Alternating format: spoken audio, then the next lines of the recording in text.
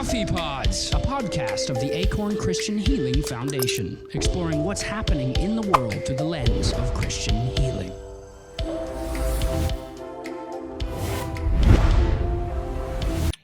Fantastic. Here we are again, Chris. Yeah, let's talk about grief today. I think there's a lot of grief around. I think there is, and we so often hear the term "good grief," don't we? But that Charlie is something Brown. yeah, Charlie Brown. Like, what a big statement, good grief. But yeah, we're just going to chat today about grief, which is something that we've supported a lot of people in through our healing hubs, through training. And Chris, I know you've got lots of experience in this topic as well, through your hospital chaplaincy, but also just through your ministry in general. So I just want to invite you to bring stories, experiences. What they say that pastors, ministers, priests that we hatch, match, and dispatch. That's our job, and so the dispatching part often leaves a gap behind, and so there is this very real sense that ministry is very much about helping people cope with loss, actual loss of life. And so hospital work, a lot of times the people who don't make it, you end up dealing with all the complexities that come around loss and ministering to the living after the folks have died. And certainly during COVID, we were losing so many people every day. And so every day was just a sea of grief. And but then there's also grief around other loss that's not loss of life. You have loss of hope, loss of dreams, loss of possibilities, people who suddenly find life has completely changed, or maybe it didn't turn out at all the way they wanted it to. And so they're grieving a dream, a loss of a dream. So there's a different kind of grief, but I think the idea of thinking about the stages of grief from Kübler-Ross, Elizabeth Kübler-Ross, is helpful in dealing with any grief, whether it be the loss of a loved one, the loss of life, or the loss of hope, the loss of whatever you're grieving, a marriage that broke down, or children who won't speak to you, or any numbers of things that could be on your list of things you're grieving today. So do you think that Kübler-Ross's,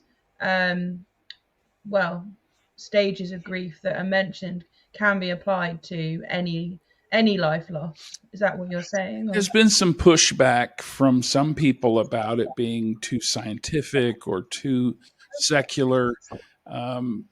Elizabeth Kübler-Ross, I first came into contact with her book on death and dying. I guess it was in the early days of seminary for me. She was a Swiss psychiatrist who ended up in America, and a real pioneer of near-death experience studies, as well as writing books on the 5 stages of grief, which has popularly been known as the Kübler-Ross model. And she delivered this kind of monumental lecture in the 70s at Harvard, and that kind of set the course. So everybody teaching on grief and loss and pastoral care touched on Kübler-Ross, and they required her book as reading. I think it's really good. I pulled a quote for today. One of my favorite quotes of hers was, "People are like stained glass windows. They sparkle and shine when the sun is out. But when the darkness sets in, their true beauty is revealed only if there is light from within." I just think there's something powerful that she gets about the human condition and about the importance of kind of finding harmony with God in a disharmonious time. The other one is, a lot of people quote, they say, "The opinions which other people have of you is their problem, not yours." And that's actually a Kübler-Ross quote as well, which doesn't often get attributed to her. But she certainly was a grounded, kind of solid person. And I think Christians would do well to read and reflect on her work, even though some of the overt Christianity in it is not quite what some people want and like. But it's there. It's very applicable, I think. I certainly think it's there. Absolutely. And we've talked before at Acorn about sort of going through the stages of grief, and that they might not always be linear. That because it'd be good for us to just go through the stages together while we're chatting, but to sort of set no expectation that that's exactly how it will go for each individual. Sure. And you may have to revisit certain parts of it multiple times. And that's okay, isn't it? Can we start something that I've often used in the hospital is Psalm 34. The 18th verse says, "The Lord is close to the brokenhearted and saves those who are crushed in spirit."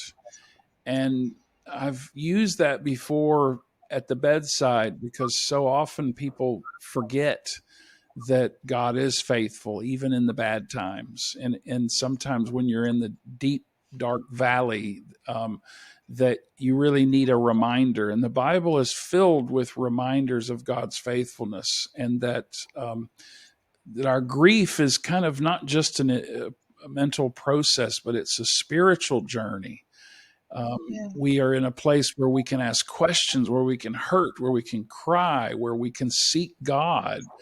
And the good thing is, and it's something that, every time I was in a hospital room with a dying person, I kept saying, Jesus teaches us that suffering isn't the end, that it doesn't have the last word. Like the old farmer that told me probably 25 years ago, he said, Chaplain, it'll be all right in the end. If it ain't all right, it ain't the end. And I used to think it's so simple, but there's truth in that hope, that there's an ultimate all rightness that is on the horizon for us. And if we have hope in Christ, then the temporal things that slow us down, the hurts and the aches and the pains, the grief, are temporal things, because we know in the end it'll be all right, because that's the promise of God. And sometimes that doesn't help. When you're really, really hurting, it seems rather superficial, and you kind of think, gosh, that's very trite and easy for you to say, but how am I going to get through today? I know that down the road it'll be all right. How am I going to survive today? And that's where working through the stages and being aware of them, I think, is probably helpful. Maybe we should walk through them and talk about each one. Yeah, I think so. Let's give this a go. So my screen's doing a funny thing now. Right. So the first one that comes up is denial. Or I suppose it may be denial, mightn't it? But that's the first that is listed. Yeah, it's good that you mentioned that before, that these are not linear. These are just different stages. And I've found people bounce from one to the other, and they get frustrated because they said, I thought I was working my way from denial to, acceptance. And you can go in a straight line. Yeah, and I guess that can make you feel all out of sorts if you think, okay, I'm experiencing this grief or loss, and I'm not even journeying in the way that it says that you should. What does denial look like to you? Like if you were with a friend and they called you up and they said, my mother died, and what do you think denial looks like in those early days after the death of a friend's mom? That's a really good question. I think the thing that pops up straight away would be almost the belief that it hasn't happened, or even how it happened. I think sometimes that would be the thing that could possibly cause denial. Like if you think, especially if it's a major incident or an accident, the belief of that really happening. And then I think, but I think you see it in outward displays of behavior. So I would, if I saw a friend who lost their mum living a life that maybe became busier, or really getting themselves into stuff to occupy their mind, maybe, or that's how it would feel, I would maybe think, I wonder if there's some denial there. Yeah. No, I've been in the emergency room when the family shows up and their teenage child has been killed in a car accident. And one of the common phrases that you often hear, and it's often wailed, people really are in deep pain. and they will Yeah. scream, this can't be real. This can't be real. Somebody wake me up. Tell me this is a bad dream. This can't be real. This can't be happening. And that's kind of an immediate denial kind of on full display. But then what's really strange when you talk to people in the weeks and the months after the death of someone they really love, a husband, a spouse, and they'll say, oh, I picked up my phone and I went to call them, and then I realized they're not there. And then something in me, I started crying because I thought, I didn't believe they really were gone. That Yeah. waves of kind of denying, no, this can't be. This Yeah. isn't the way the world is. It's never been like this until now. And so denial is denial is a powerful thing with lots of things. When, we live in a world where people have things put in front of their faces every day, and they don't want to believe what they see. Yeah. Listen to the voices that they like to fill their ears, and they like to kind of embrace the truth that's in front of them. And I think grief is like that. I think sometimes it hurts too much to just Yeah. down the barrel of grief and say, oh my gosh. I wrote, there's a quote, shock closes the mind. It's as though the soul itself is stunned and refuses to deal with what's happening. The idea of shock just kind of makes your brain go, I'm not going to accept this. I refuse to believe this is true. And I'm not going to, and if, as a chaplain, when you're in that moment, if you keep talking about like, we need to talk about this, and we need to plan the funeral, and they'll yell at you and cuss you, and as they should. It's not the time. They're still trying to process the reality of that, and and so many times loved ones who see a person in denial will try and hurry them through. And so what they do is they're like, well, let's take a look at the photo album, or let's look at the reality. They just kind of want to dip them in the water of reality so that they wake up and stop denying that, you need to come to terms with this, because, and they're just like, stop that. Let me work my way through this grief in my own time. And so, again, Proverbs 3 says, trust in the Lord with all your heart and lean not on your own understanding. I mean, that's like so important to come to terms with the fact that God is holding you even when you can't stand on your own feet. Even when reality is too hard to grasp, you can say, okay, Lord, at least I know you got me. That's one of the things in the hospital I used to say a lot, is I would lean over to somebody and I would say, God's got you. God's got you. God's not going to let you go. And you may not be answering questions. You may not be giving them strategies to figure out how to cope with this impossible reality that's just been thrust upon them, loss of a child. God's got you. God will not let you go. He will not leave you. He will not forsake you. And a lot of times floods of tears would wrap their arms around you, and you would just sit in that moment of truth that God knows pain and God will hold me in my pain. And that's quite hopeful. Absolutely.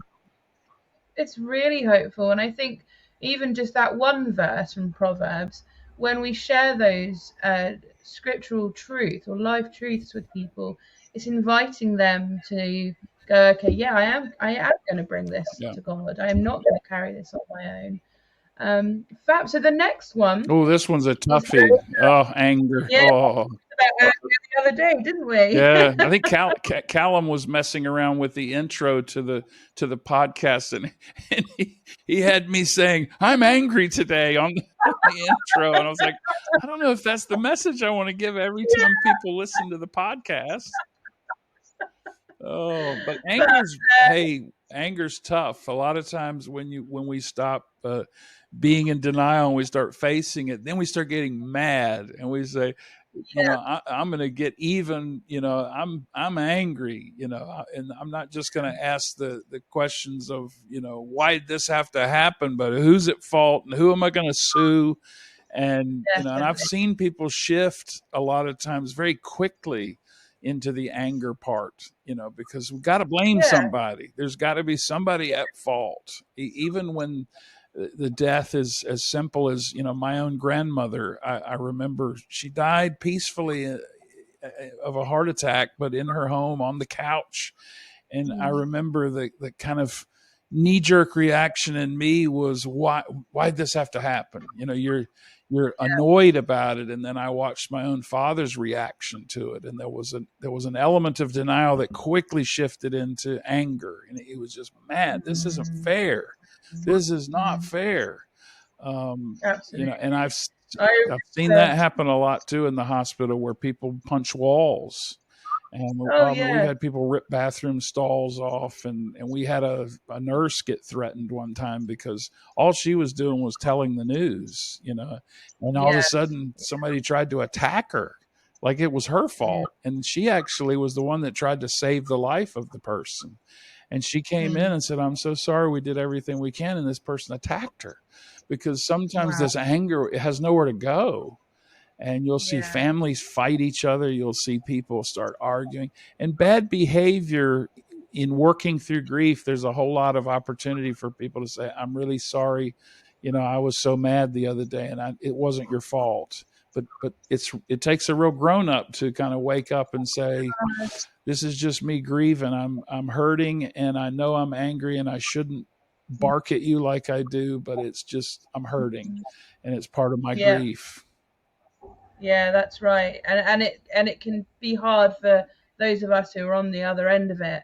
And it's where we have to also take that Proverbs verse, isn't it, and say, actually, I'm going to trust in God as I journey with this person, so I don't get angry or you're start sitting getting there imagining old Job, this man who had such a miserable world, and when he said, "Why didn't you just kill me when I was born? Why didn't I just die when I came out of the womb?"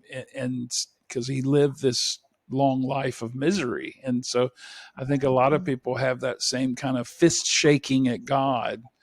There's a movie called The Apostle, which is a Robert Duvall classic. A lot of people haven't seen it. It's about a Pentecostal preacher. And there's a wonderful scene where the camera's out in the yard looking out in the middle of the night from the front yard, or I should say front garden, since I am in England right now.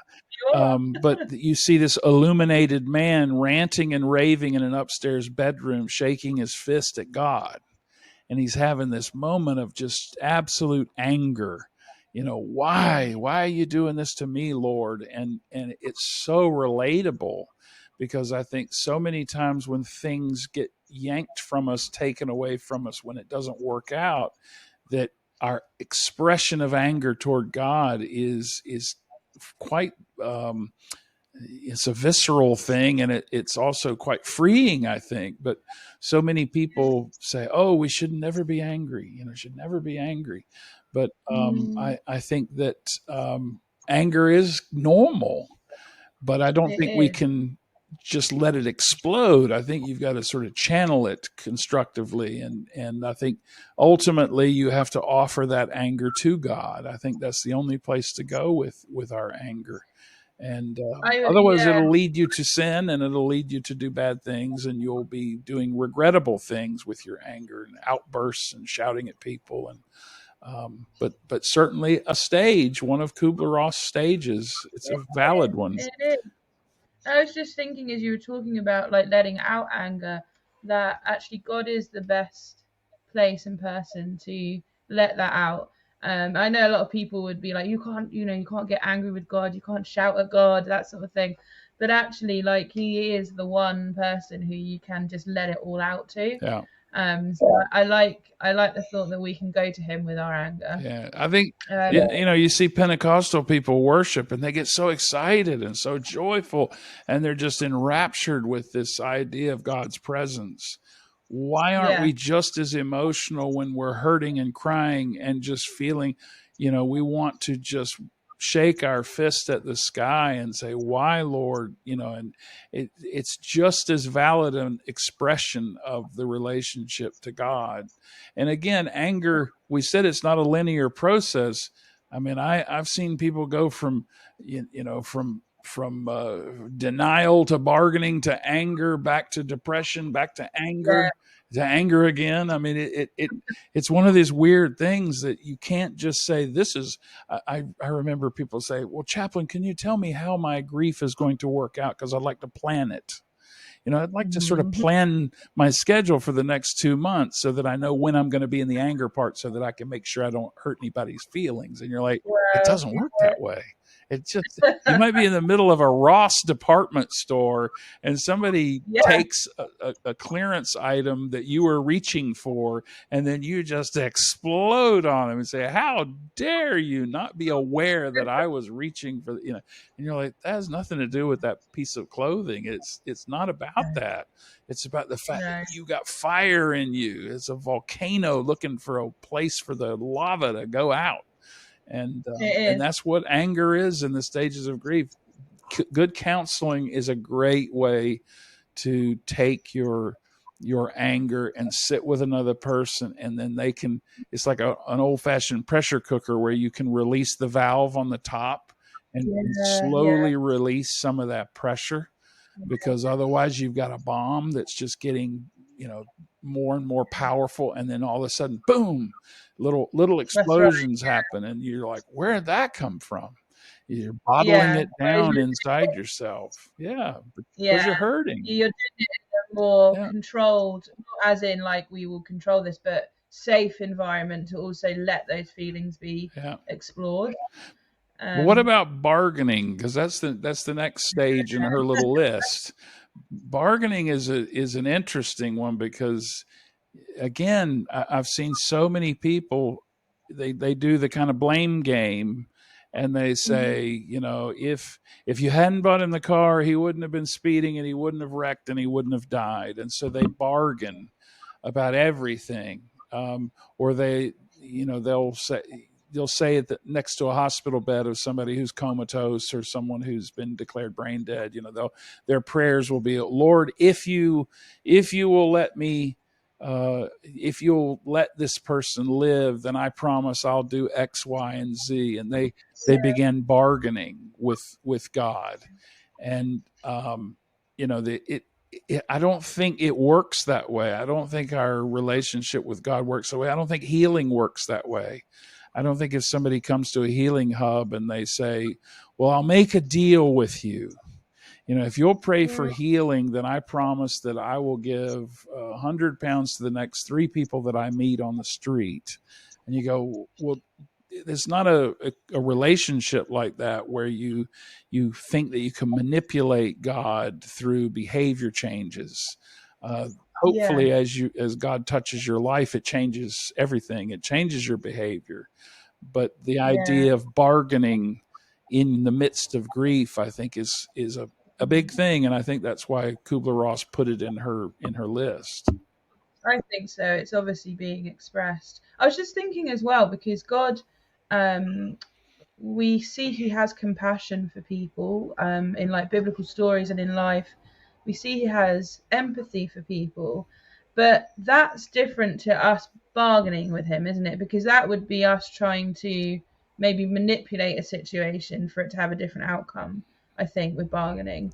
Whereas He can still, He has the power, He has the ability, to heal somebody. But I think when we come in and we start bargaining with Him, that's just not how the relationship works between us and Him. And I think that's what she was saying, that there's something naturally that happens in human beings, that as we're processing what's happened to us with grief, that we naturally find ourselves in a place of bargaining. It may be very short for some people, but we sort of pass through this place where our minds start thinking, can I make a deal with you, God? Can I make a deal to make this go away? And it's just sort of a natural thing to be aware of when you start thinking about the stages of grief. A lot of people don't think that they go, oh, that would never happen to me. And then when it's Yeah. happening to them, they go, oh, why am I doing that? Well, it's because it's kind of a natural flow of grief that you get Yeah. to a place where your prayer starts looking like a Tesco shopping list rather than it being you being present before God. I think there's an old quote from Mahatma Gandhi that says, "Prayer is not asking; it is a longing of the soul." I like that. We want our prayer to really just be an opening of us up to God's pouring Himself into us, and bargaining is kind of counter to that, because it starts feeling like a manipulation of the divine. And I don't think that's good. And I think that's why you have to kind of work your way through it as you're grieving. And then Very good. depression. Oh my goodness. Yeah. This one's relatable to Yeah. a lot of people. And I know many of us have struggled with depression. But Kübler-Ross tells us that depression is part of the stages of grief. Yeah, and again, it makes you then go, oh, it's okay to feel that way, even though it's really difficult. You're not having to try and say, no, it's, again, that might be denial, is denying that you're depressed from it. Yeah. I don't know. But the one of the big verses that we hear, and it is so, so helpful, from Psalm 42 is, why, my soul, are you downcast? Why so disturbed within me? Put your hope in God, for I will yet praise him, my Savior and my God. That's such a good verse. No, it's so It good. is. Wow. Put your hope in God, for I will yet praise him, my Savior and my God. I mean, it's common that we all struggle with emptiness and despair and hopelessness. And grief is the time when it pops out. I know when I get the news that someone I love dearly has died, it doesn't take long for me to find myself just kind of going, oh, it's just this weight and this heaviness. And it's in that moment that I have to rediscover my plumb line. And, and I think it is fair to say it's important to distinguish between what is normal sadness and normal grief from clinical depression, because there is a thing called clinical depression, and it's something that does need attention and help, and some people need medicine to help with that. This is kind of situational depression that's related to the loss of something important or a loved one. And so she puts it on her list, not as a diagnosed condition of depressive disorder, but she says all of us, regardless, will struggle with the depression associated with the grief. And so that's why it's on her list. And I think we've reached the last stage. We have the word in it feels hopeful. It's acceptance. That's the fifth stage is acceptance. But it's important to know that isn't forgetting or getting over, is it? It's more about reaching a place of peace and finding that we are trusting God's plan for our lives and for the people and things we've lost. Finding hope beyond grief, isn't it, really? Yes. I mean, the another quote from Elizabeth Kübler-Ross that I found is, there is no need to go to India or anywhere else to find peace. You will find that deep place of silence right in your room, your garden, or even your bathtub. How about that? So relatable and so grounded that she would relate to people in that way, to say, you can actually find the peace of God in a bathtub with bubble bath and a couple of candles. And, there's something about finding a way to steal away and find God in the present, which also redirects us to more of a future focus. I think acceptance is an interesting thing, because I've seen people who get to the place of acceptance and then revert back. It's one of these weird things where they'll be like, well, I've worked out my grief now. I'm all sorted. I've accepted the reality that this loss happened. And then on the first anniversary of the loss, you get a phone call and they say, what's going on? They say, well, I'm having a hard day. Well, why is that? Well, I've been trying to bargain with God in my prayers, and I'm a little bit depressed, and I'm kind of ticked off because somebody cut me off in traffic. And you're going, oh dear, so you're cycling again. But life is about that. Grief doesn't just go away. It's like a spiral. It reappears in different ways and strange ways and pokes its head out. And because loss is real, and we revisit loss doesn't go away. We have to find a way to live functionally in the world, carrying our brokenness with us. And that's where I think my Christian faith and organizations like Acorn are really quite helpful to keep people on the rails and to help, as well as good counselors and psychotherapists and psychiatrists and good medicine when it's necessary to help people through grief. Absolutely. Well, let's end. I think we should do this as a 2-part series. So this could be part 1, and then we could come back. That sounds good. I'd love to do part 2, and maybe we can talk about a real powerful mentor of mine, and I can talk about my own grief and be a little personal. But I think maybe the way to end part 1 is to let's see. I'm thinking I pulled a couple of scriptures out here. Psalm 147 is still so important. He heals the brokenhearted and binds up their wounds.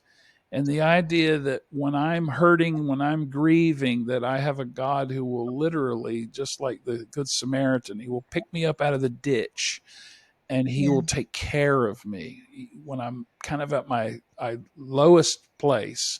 Or Matthew 5, blessed are those who mourn, for they shall be comforted. How many times at funerals do we say these words to remind us that God is actually engaged in loving us in the middle of our grief? So I think that this is a good spot to end part 1, and then we'll have a slightly more personal, maybe part 2, and I can tell some funny football stories about a guy named Norman Linneberg, who was one of the greatest coaches of all time in America, American football coach. And I can share with our audience some stories about this fantastic football coach who was a dear friend who died this week. And we can talk about how someone's life and someone's grief can create possibility for a world that sure needs to hear hope and love. And that's what this guy was all about. And I hope that's what Acorn is all about.